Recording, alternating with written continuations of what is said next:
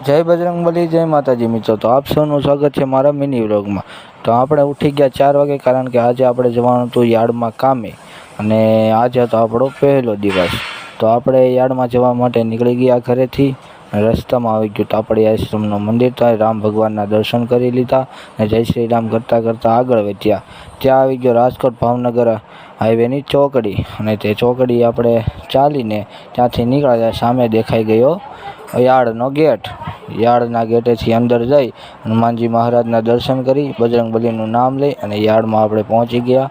ત્યાં જઈને જોયું ત્યાં તો બધા ખેડૂતો આવી ગયા હતા અને હરાજી ચાલુ કરવાની તૈયારી હતી।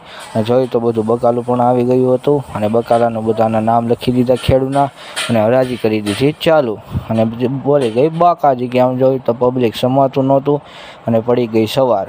અને સવારે પડી ગઈ ત્યાં બકાલું બધું ખાલી થઈ ગયું, અને બેસી ગયા હિસાબ કરવા માટે। અને હિસાબ કરી અને કામ ત્યાંનું પતાવી અને પછી નીકળી ગયા ઘર બાજુ આવવા માટે।